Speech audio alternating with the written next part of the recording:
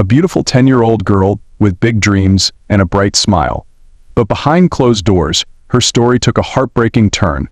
Today we uncover the tragic tale of Sara Sharif, a story of lost innocence, betrayal, and the search for justice. Stay with us as we walk through this shocking true crime story that shook an entire community. Today we're going into the heartbreaking story of Sara Sharif, a beautiful 10-year-old girl whose life was tragically cut short. This story isn't just about a crime, it's about a young girl who deserved love and safety but instead faced unimaginable pain.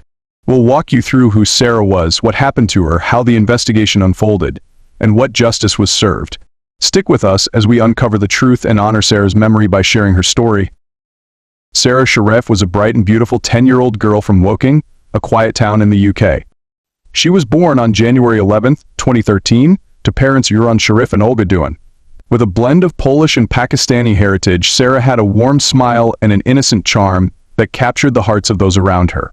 Her early years were filled with the typical joys of childhood, but her life took a difficult turn when her parents decided to divorce. After the separation, Sara's father, Ron, gained custody of her and her siblings.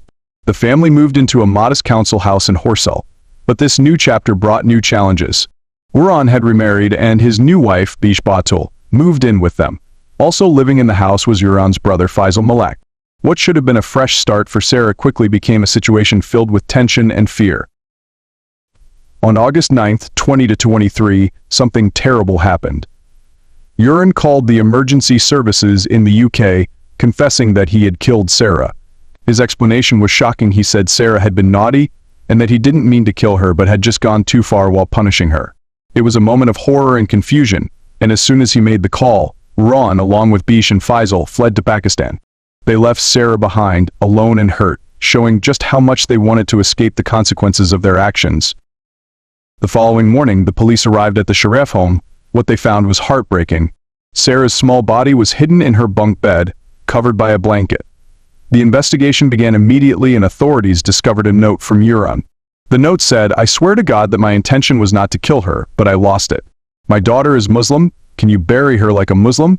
Maybe I will be back before you finish the post-mortem?" It was a confusing mix of regret and fear, but it did not change the reality of what had happened. An autopsy revealed the true extent of Sara's suffering. She had over 70 injuries, including bruises, burns, bite marks, and even broken bones. Some of these injuries were old, showing that Sara had been hurt many times before. She had signs of being tied up and tortured. The investigators learned that she had been beaten with a metal pole and a cricket bat, tools that left clear marks on her small body. It was a level of cruelty that no child should ever experience. The police didn't stop searching for justice. On September 12, 2023, they raided a house in Punjab, Pakistan, where they found Iran's other 5 children, who were thankfully unharmed. Just a day later, Ron, Bish, and Faisal were arrested at London's Gatwick Airport after they decided to return to the UK. The authorities charged them with murder and with causing or allowing the death of a child. During the trial, the truth came to light. Ron admitted to hurting Sara but tried to change his story, saying it was just one time. The evidence, however, told a different story. Marks on Sara's body showed that she had been restrained and hurt many times. Bish also became a key focus of the investigation. 6 bite marks were found on Sara's body, and while Ron and Faisal provided dental impressions that did not match, Bish refused to provide hers. This refusal, combined with other evidence, led to a strong belief that she had also abused Sara. The court found Yuran and Bish guilty of murder. Ron was sentenced to a minimum of 40 years in prison, and Bish received 33 years. Faisal, while not found guilty of murder, was convicted of allowing Sara's death and sentenced to 16 years in prison. This story touched the hearts of many and served as a painful reminder of the need to protect vulnerable children. Sara Sharif's story is a call for awareness, a plea for stronger child protection measures, and a testament to the importance of speaking up when we see signs of abuse. While nothing can bring Sara back, sharing her story helps keep her memory alive and ensures that her suffering was not in vain. On a seemingly ordinary day, August 9, 2023, an emergency call came through to the UK Emergency Services. The voice on the other end belonged to Yuran Sharif, and his words sent a chilling wave through the call center. He confessed to killing his own daughter, Sara, a 10-year-old girl whose life had barely begun. His explanation was as disturbing as the confession itself. He claimed Sara had been naughty and that he had not intended to kill her, only to discipline her. He admitted he had beaten her too much, crossing a line that no parent should ever approach. The operator remained calm, gathering information as Iran's voice wavered. But as soon as he hung up, the wheels of a desperate escape were already turning. Instead of staying to face the consequences or to explain what had happened, Iran, along with his wife, Beish Batul, and his brother, Faisal Malek, swiftly put a plan into action. Beish took charge of the logistics, arranging tickets and coordinating their sudden departure. Within hours, the entire family had boarded a flight to Islamabad, Pakistan, leaving behind a lifeless child and a house filled with secrets. Their quick departure was not just a flight to safety but a clear attempt to evade justice. Islamabad offered a sanctuary far from the reach of UK authorities, at least temporarily. The family's actions showed a stark contrast to any sense of remorse or accountability. They not only left Sara behind but also showed no willingness to cooperate with the investigation that would inevitably follow. Meanwhile, back in the UK, police responded quickly to Iran's emergency call. They arrived at the council house in Horsell, bracing themselves for what they might find. What awaited them was far worse than they imagined. Sara's small, fragile body was discovered in her bunk bed, carefully tucked under a blanket, as if to hide her from view. The house was eerily quiet, with no sign of the family that had once lived there. Officers began to piece together the scene, collecting evidence and preserving the tragic reality of Sara's last moments. As news of the incident spread, the community of Woking was left in shock. Neighbors who had seen Sara playing outside just days before could not reconcile the joyful child they remembered with the grim reality of her death. The sense of betrayal and grief was palpable, not just among those who knew Sara but across the nation. How could this have happened? How could a father take the life of his own daughter? And how could an entire family flee without a second thought? The escape to Pakistan was not as clean as the Sharif family had hoped. International law enforcement agencies quickly became involved, coordinating efforts to track down Iran, Beish, and Faisal.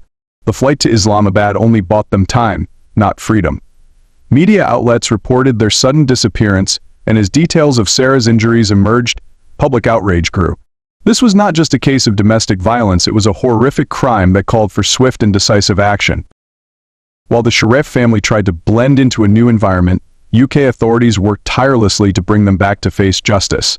They issued international alerts, contacted Pakistani officials, and mobilized resources to ensure the family could not hide forever. The story of Sara Sharif became more than just a local tragedy, it was an international case highlighting the need for justice and the protection of vulnerable children everywhere. In Pakistan, the Sharif family remained low-key, but the pressure was mounting. Their hope to escape scrutiny was shattered as UK officials pushed harder, coordinating with Pakistani law enforcement to locate and apprehend them. The family's attempt to start fresh in a new country quickly unraveled as their faces appeared on news broadcasts and their names circulated in law enforcement bulletins. What began with a single, haunting emergency call had now grown into an international manhunt. The Sharif family's escape was short-lived, but the impact of their actions was long-lasting. Sara's story was now in the spotlight, and nothing short of their return to the UK and a full trial would satisfy the calls for justice. As the investigation intensified, the world woke. The morning after Iran Sharif's chilling emergency call, Surrey police arrived at the Sharif family home in Horsell. The house, once filled with the sounds of a bustling family, now stood silent. Officers entered cautiously, their footsteps echoing through the empty halls. They moved methodically from room to room, each turn of a corner bringing a mix of hope and dread.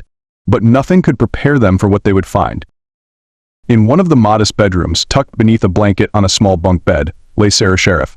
At first glance, it might have appeared as if she were sleeping, but the stillness in the air told a different story. The blanket, draped gently over her, seemed an unsettling attempt to cover up the reality of what had happened. The officers approached with care, their training battling against the emotional weight of the scene. It was clear that this was no accident. Investigators began to document the scene. They noticed small details that painted a grim picture. The bed was neatly made, with Sara's tiny form hidden beneath layers of fabric. Toys sat undisturbed on the floor, and a half-open closet revealed children's clothes hanging in quiet rows. There were no signs of struggle in the room, adding a layer of mystery to an already tragic situation. It felt as if someone had tried to create a facade of normalcy in a place that had witnessed something horrific. The team continued their search, meticulously collecting evidence. It was during this process that they found a handwritten note left behind by Sara's father, Iran. The note was hastily written, its words scrawled with a mix of panic and resignation. In it, Ron expressed a twisted sense of remorse. "I swear to God that my intention was not to kill her, but I lost it. My daughter is Muslim. Can you bury her like a Muslim? Maybe I will be back before you finish the post-mortem. Whoever sees this note, it's me, Sara Sharif, who killed my daughter by beating. I am running away because I am scared, but I promise that I will hand over myself and take punishment. Love you, Sarah." These words, though intended as an explanation, only deepened the horror of the discovery. The note not only confirmed Uran's role in Sarah's death, but also showcased his attempt to manage how Sarah would be remembered. His request for a Muslim burial, paired with a promise to return, felt hollow against the reality of his escape to Pakistan. The police could see through this desperate attempt at redemption the words did not align with the actions. Outside, the neighborhood remained unaware of the tragedy unfolding within the walls of the Sharif home. Curious neighbors noticed the police presence but could not have guessed the magnitude of the loss. As Sarah's body was respectfully removed from the home, a quiet wave of grief began to ripple through the community. The stark contrast between the innocence of a child's bedroom and the severity of a crime scene was a visual that lingered in the minds of all who were there. For the officers, this was not just another call, it was a moment that would stay with them forever. The discovery of Sarah's body marked the start of a larger investigation, but it also served as a painful reminder of how quickly innocence could be shattered. The gentle way in which Sarah had been placed in her bed suggested a twisted form of care, but it did not erase the brutality of what had occurred. The note, now a critical piece of evidence, would play a significant role in the legal proceedings to come. It bridged the gap between the crime and the courtroom, offering a glimpse into the mindset of a man who had committed an unforgivable act. However, no words on paper could justify the loss of a young life, nor could they ease the sorrow felt by those who would mourn Sarah. The investigation continued. Every detail of that morning's discovery would be examined and re-examined. The police, driven by a duty to seek justice for Sarah, began to piece together the final moments of her life. The story was no longer just about a crime, it became a mission to ensure that Sara Sharif's name would not be forgotten, and that those responsible would face the full weight of the law. As investigators delved deeper into the circumstances surrounding Sara Sharif's tragic death, the autopsy report became a crucial piece of the puzzle. While Sarah's father, Ron, claimed his actions were unintentional and that he loved his daughter, the medical findings told a completely different story. The truth was far more harrowing than anyone had anticipated. The autopsy revealed that Sarah's small body bore the marks of prolonged and unimaginable abuse. More than 70 separate injuries covered her from head to toe, each one a silent witness to the suffering she endured. There were human bite marks on her arms and thighs, a clear indication that the abuse had not only been physical but also disturbingly personal. Scalds on her feet suggested she had been subjected to burns, possibly with hot water or another scalding substance. Bruises and burns marred her skin, and beneath the surface, the damage was even more severe. Sarah's internal injuries painted a grim picture of repeated trauma. The autopsy found that she had suffered a traumatic brain injury, which alone could have been fatal. Her hyoid bone, a small bone in the neck, was broken, a sign often associated with strangulation or severe neck trauma. 11 of her spinal bones were fractured, suggesting forceful and violent treatment over time. But the combination of these injuries indicated that Sarah's death had not been a result of a single outburst, but rather the culmination of ongoing abuse. What was perhaps most disturbing were the signs of torture. The autopsy showed clear evidence that Sarah had been restrained. Ligature marks on her wrists and ankles suggested she had been tied up, preventing her from escaping or defending herself. The revelation that a hood had been placed over her head before the beatings added a chilling layer to the story. This act of covering her face could imply an intention to dehumanize her, or perhaps it was done to avoid looking into her eyes during the abuse. It was a calculated act that demonstrated not only physical violence but also psychological cruelty. The tools of this torture were uncovered during the investigation. A metal pole broken off from a high chair was found at the sheriff residence. Its elongated shape matched the tramline bruises found on Sarah's body. The cricket bat, another weapon used against her, bore similar evidence of use. These objects, everyday items turned instruments of pain, highlighted the depth of premeditation and the brutality of the abuse. The autopsy also noted a burn on Sarah's lower body that matched the shape of a household iron. The thought of a hot iron being pressed against a child's skin was almost too much to bear. Medical experts who reviewed the case were troubled by the extent of Sarah's injuries. They noted that while many of the wounds were fresh, others had begun to heal, showing that the abuse had occurred over an extended period. The sheer number of injuries made it difficult for the pathologists to determine a singular cause of death. Instead, it appeared that the accumulation of trauma, both physical and psychological, had ultimately overwhelmed Sara's young body. The evidence gathered from the autopsy not only confirmed the violence she had endured but also served as a critical foundation for the legal case against Iran, his wife Besh Batol, and his brother Faisal Malik. Each injury told a story of neglect, pain, and betrayal by those who were supposed to protect her. The findings stood in stark contrast to Iran's claims of accidental harm, revealing a calculated pattern of abuse rather than a momentary lapse in judgment. For the investigators, the autopsy report became a guiding document in their pursuit of justice. It allowed them to piece together the timeline of abuse and strengthened their resolve to hold the responsible parties accountable.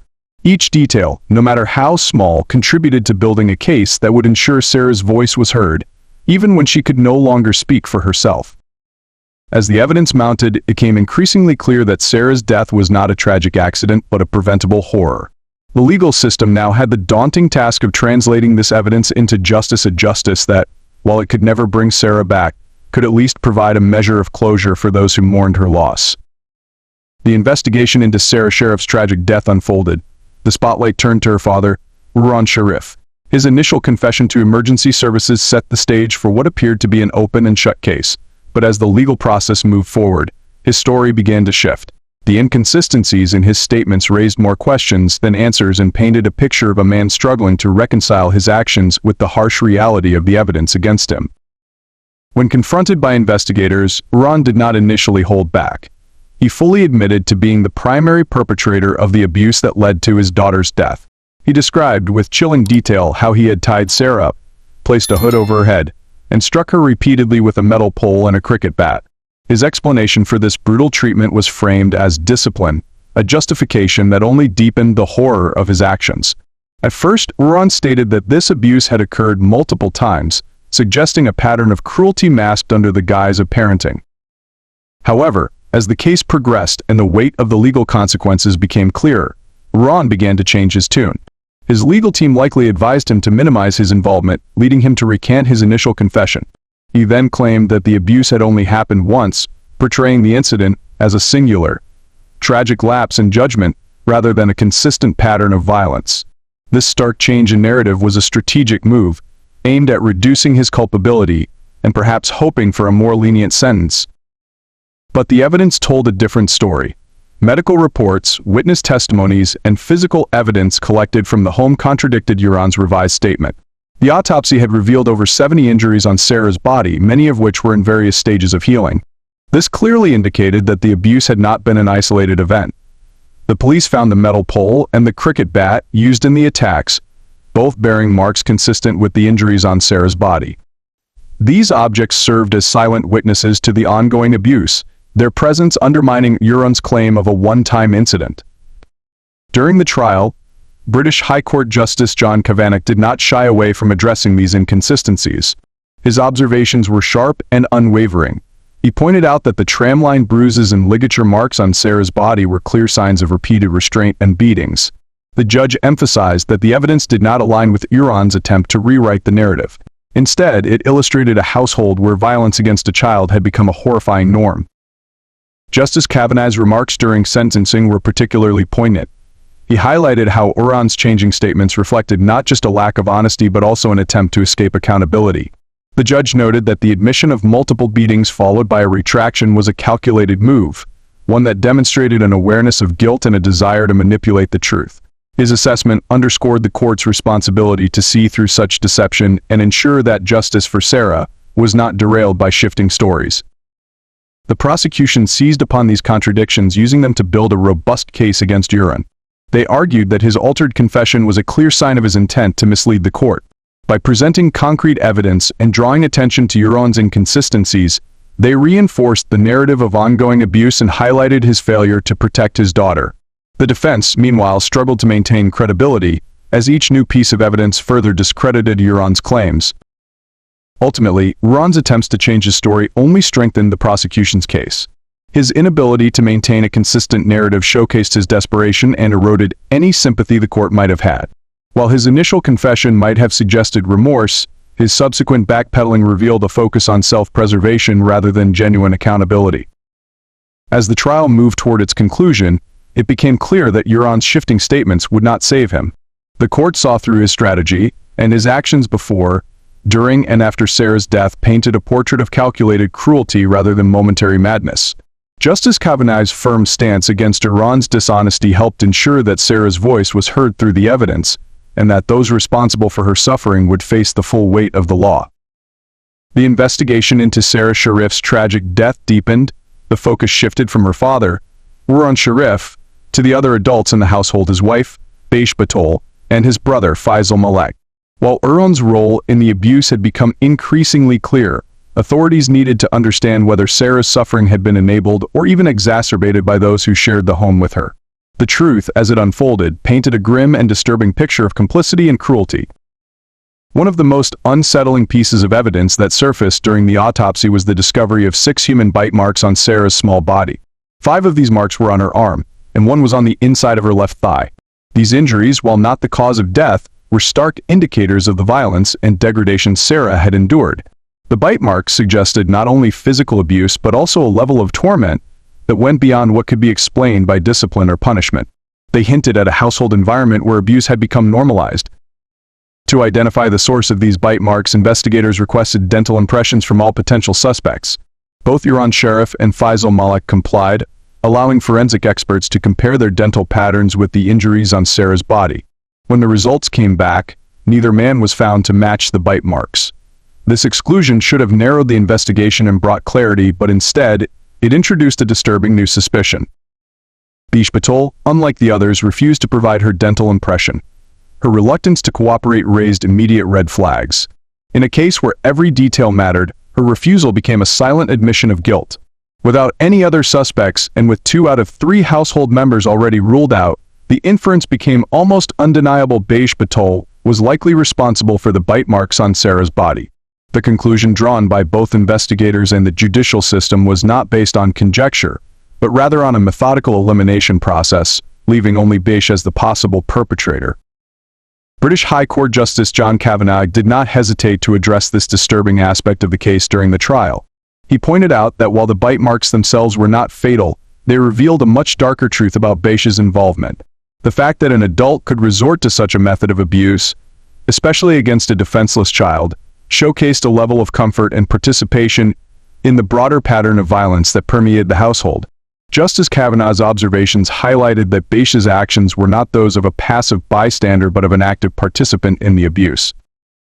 Forensic experts elaborated on the significance of the bite marks. Biting is a form of abuse that often indicates a desire to assert dominance or inflict psychological trauma. It is a deeply personal and invasive form of harm, suggesting that Sara's abusers not only sought to hurt her physically but also aimed to break her spirit. The placement of the bite marks, particularly the one on her inner thigh, added a layer of horror to the findings, suggesting a profound disregard for Sara's dignity and well-being. Meanwhile, Faisal Malek's role in the household remained murky. While the dental evidence cleared him of responsibility for the bite marks, questions about his awareness and potential complicity lingered. He lived in the same home, under the same roof where Sara endured unimaginable pain. The prosecution argued that even if he did not directly inflict the injuries, his failure to intervene made him culpable. His silence, they suggested, was as damaging as the physical acts themselves. During the trial, the defense attempted to portray Beish as a woman under the control of her husband, a mere follower of Iran's will. However, the evidence of her refusal to provide a dental impression, coupled with the bite mark analysis, weakened this argument significantly. The court needed to grapple not only with the physical evidence but also with the psychological implications of her behavior. Was Beish an unwilling participant, or was she a willing enabler of the abuse that led to Sara's death? Justice Kavanagh's final remarks made it clear where the court stood. He condemned both Beish's actions and her inactions, emphasizing that the bite marks provided a critical insight into her mindset. They showed not just a tolerance for abuse but an engagement in it. The judicial conclusion underscored that, in cases of child abuse, silence and complicity are just as dangerous as physical violence. By refusing to speak up or act against the harm being done to Sara, both Beish and Faisal had allowed a culture of abuse to thrive within their home. As the trial concluded, the evidence against Beish Batol and the shadow of doubt over Faisal Malek's inaction painted a sobering picture. The court's findings did more than just assign guilt. They served as a reminder that abuse often exists not only because of those who commit the acts but also because of those who allow it to continue unchecked. For Sara Sharif, the truth of her suffering was finally brought to light, and with it, a measure of justice. Following the shocking revelations of Sara Sharif's tragic death, the pursuit of justice took center stage. Authorities knew that bringing those responsible to account would not only honor Sara's memory but also send a clear message that such cruelty would not go unpunished. The path to justice began with a coordinated international effort, highlighting the complexities of the case and the determination of law enforcement to see it through. On September 12, 2023, a major breakthrough came when police raided a home in Punjab, Pakistan, belonging to Sara Sharif's father. This raid was not only about finding the suspects but also ensuring the safety of the other children in the family. During the search, officers discovered Sara's 5 surviving children. Despite the horrors they had likely witnessed, the children were found physically unharmed. They were quickly removed from the dangerous environment and placed into foster care, ensuring their immediate safety and beginning the process of healing. The successful rescue of the children was a silver lining in an otherwise grim situation, demonstrating the urgency and effectiveness of the authorities' actions. The international nature of the case added a layer of complexity to the operation.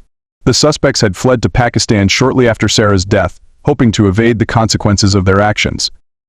However, their return to the UK was inevitable. On September 13, 2023, all 3 adults, Sara Sharif, his wife Baish Batul, and his brother Faisal Malik, were apprehended at London's Gatwick Airport. Their flight from Pakistan via Dubai had been closely monitored, allowing British authorities to arrest them as soon as they set foot on home soil.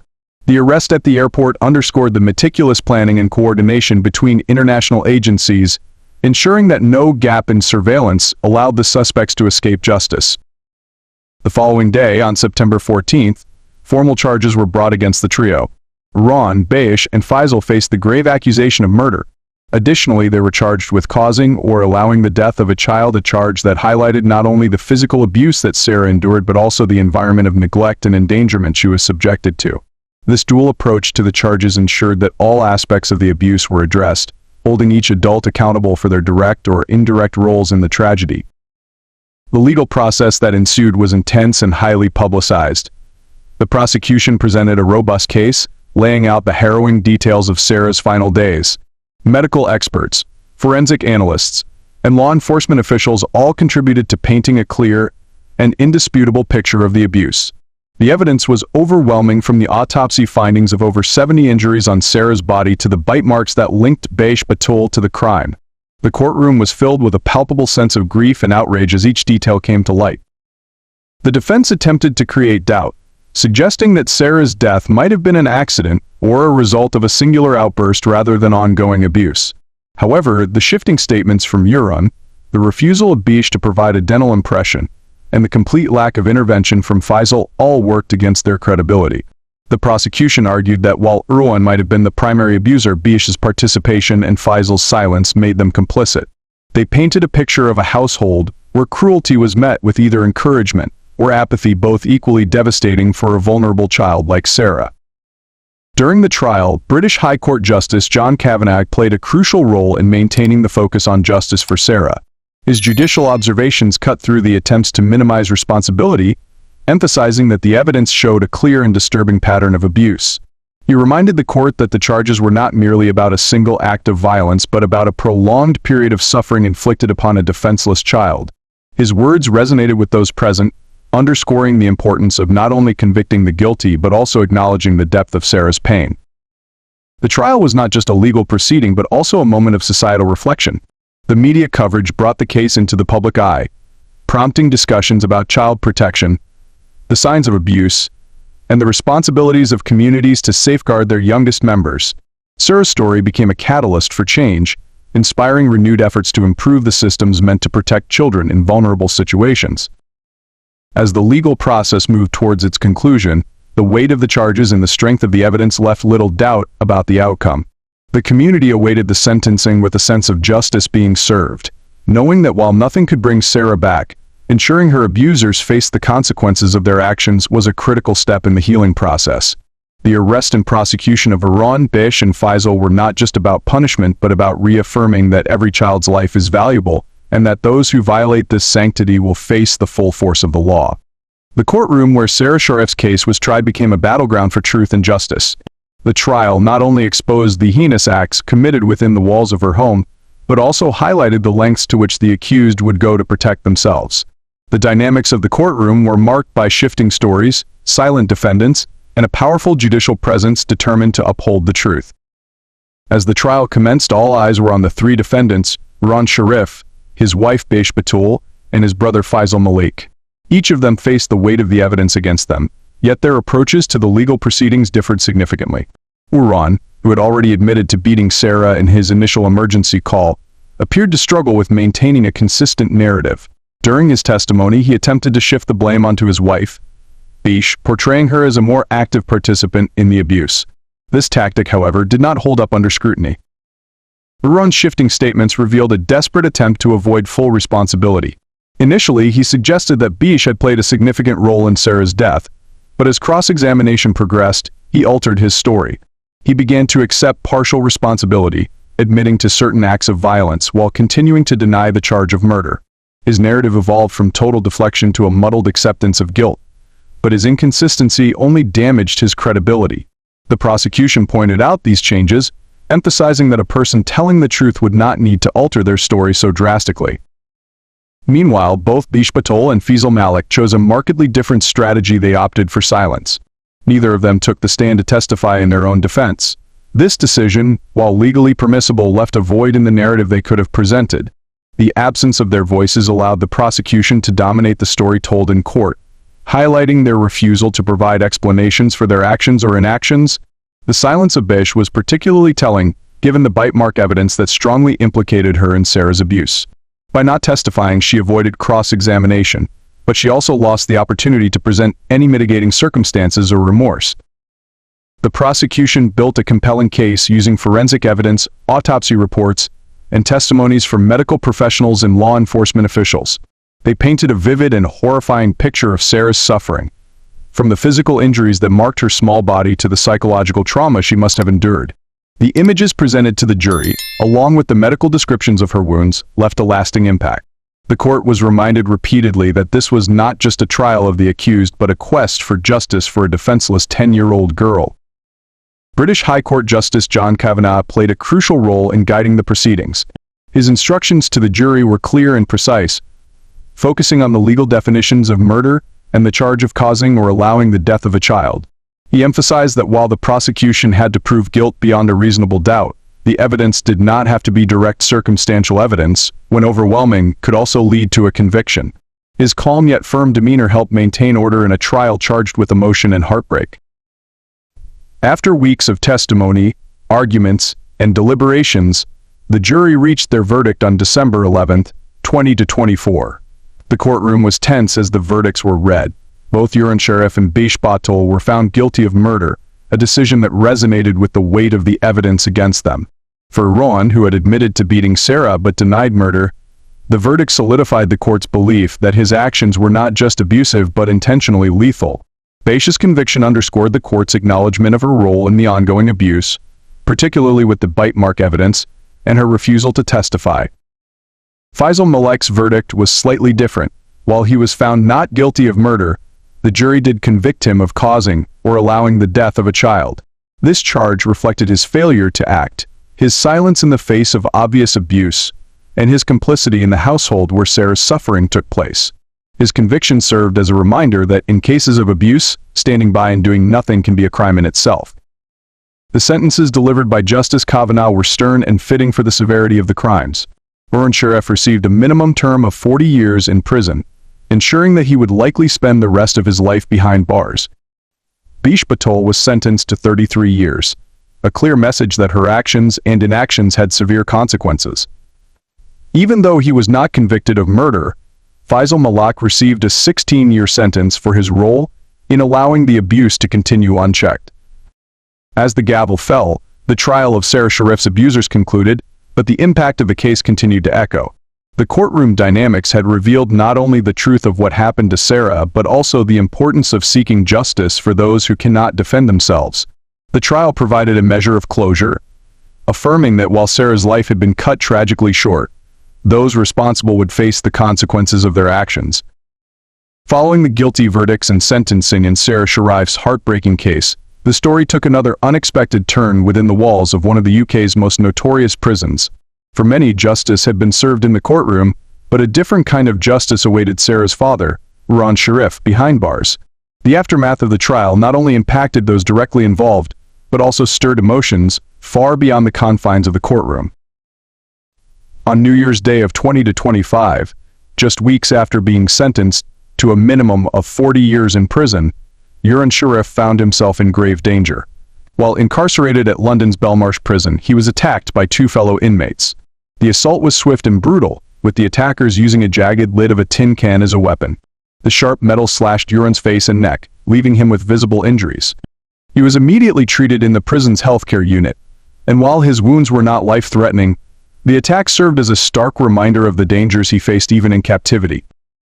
The incident at Belmarsh prison was not entirely surprising to those familiar with the facility. Belmarsh is well known for housing some of the UK's most dangerous and high-profile criminals, including terrorists, murderers, and violent offenders.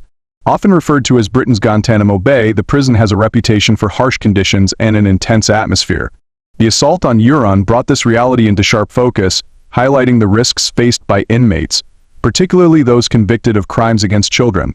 In the unwritten code of prison culture, harming a child is often seen as an unforgivable act, placing offenders like Sara at constant risk of retaliation. Reports from within Belmarsh suggested that Sara had become increasingly fearful for his safety following the attack. According to sources, he was terrified of returning to the general prison population, worried that he might be targeted again. The fear of future assaults led to discussions about whether he needed to be placed in segregation for his own protection. However, prison officials were clear that such measures could only be temporary. Inmates cannot remain isolated indefinitely, and Sara would eventually have to navigate life among other prisoners, many of whom likely held strong feelings about his crimes. The prison attack also raised important ethical questions about safety and human rights. While Sara had been found guilty of heinous acts against his daughter, the assault on him underscored a broader debate about the treatment of incarcerated individuals. On one hand, there was little sympathy for him from the public, with many feeling that he was merely facing a fraction of the pain he had inflicted on Sara. On the other hand, human rights advocates pointed out that even convicted murderers have the right to safety and protection while in custody. The justice system is built on principles of law and order, not vigilante justice, and ensuring the safety of all inmates is a legal obligation. For Sara's grieving family, particularly her mother, Olga Duin, news of the attack likely brought mixed emotions. While the legal system had delivered a formal verdict, hearing that Sara faced danger in prison may have provided a sense of poetic justice. However, the incident also risked overshadowing the primary focus of the case, honoring Sara's memory and advocating for the safety of vulnerable children. The narrative could easily shift from Sara's story to the plight of her father, a shift that many close to the case hoped to avoid. Beyond the immediate impact, the attack highlighted the broader implications of high-profile criminal cases. When such cases attract widespread media attention, the individuals involved often face repercussions not only through official channels but also from society at large, including fellow prisoners. Belmarsh Prison, with its hardened population and intense dynamics, became a microcosm of this societal response. The incident also prompted prison authorities to reevaluate safety protocols and address the risks posed to inmates who might become targets. As the story continued to unfold, it became clear that the consequences of Sara Sharif's tragic death extended far beyond the initial abuse and murder. The ripples of her story reached into the legal system, the prison system, and the public consciousness. While the attack on Sara Sharif was a dramatic development, it served as a reminder that justice, safety, and accountability are complex issues, both inside and outside the prison walls. The legacy of this case would not only be measured by the sentences handed down but also by how society chose to remember Sara and protect others like her in the future. Even after the sentencing of Sara Sharif's abusers, the pursuit of justice continued through legal channels and broader institutional scrutiny. The case had stirred not only public outrage but also critical questions about the adequacy of legal consequences and the effectiveness of child protection systems. One significant development arose when the UK's Solicitor General Lucy Rigby reviewed the sentencing of Sara's father, Sara Sharif. Despite his conviction and a minimum 40-year prison term, Rigby believed that the sentence did not sufficiently reflect the severity of his crimes. She argued that the sentence was too lenient, considering the horrific abuse and ultimate murder of a 10-year-old child. As a result, she referred the case to the Court of Appeal, seeking a potential increase in Iran's sentence. This move underscored the justice system's commitment to ensuring that penalties match the gravity of offenses, particularly in cases involving vulnerable children. In addition to seeking a harsher punishment for Iran, the case also prompted a push for greater transparency within the judicial system. An appeal was won to publicly name the family court judges who had previously granted Iran full custody of Sara despite his documented history of violence. The decision to unseal these names was not merely about assigning blame but aimed at fostering accountability within the family court system. The judges' actions would be scrutinized to understand how someone with a history of abuse could be awarded custody, potentially setting a dangerous precedent. This focus on judicial accountability could lead to meaningful reforms. Advocates for child safety have called for stricter guidelines in custody cases, particularly when allegations of abuse are present. There is hope that Sara's story will serve as a catalyst for change, prompting new legislation or amendments to existing laws that prioritize the safety and well-being of children in family court decisions. As the legal processes unfold, the memory of Sara Sharif continues to influence critical discussions about justice, safety, and systemic reform. The ongoing developments reflect not only the enduring impact of her story, but also the broader societal resolve to prevent such tragedies in the future. The tragic story of Sara Sharif is a profound reminder of the darkness that can exist behind closed doors, and the importance of vigilance in protecting vulnerable children. Her death was not only a consequence of the cruelty inflicted by those who were supposed to care for her, but also a result of systemic failures that overlooked warning signs. The legal proceedings, prison incidents, and ongoing appeals highlight the multifaceted nature of justice, not just in delivering sentences but in evaluating and improving the institutions designed to safeguard children. Sara's story has resonated widely, touching hearts and sparking important conversations about child protection, judicial accountability, and the long-lasting impacts of abuse. It has shed light on the need for reforms within family court systems, emphasizing the importance of prioritizing a child's safety over parental rights when there are credible concerns of violence or neglect. The transparency demanded by naming the family court judges involved in her custody case could lead to significant changes in how such cases are handled in the future. As we conclude this chapter of Sara's story, it is essential to remember that true justice extends beyond the courtroom. It involves ensuring that her story serves as a catalyst for change, driving efforts to prevent similar tragedies and advocating for stronger support systems for at-risk children. We will continue to follow this case closely and share updates as new developments arise. If you found this video insightful, please like, share, and subscribe to our channel. Your engagement helps bring attention to stories like Sara's and supports our mission to promote awareness and justice. Let us know in the comments if you'd like more update episodes like this. Until next time, stay safe, be vigilant, and take care of one another.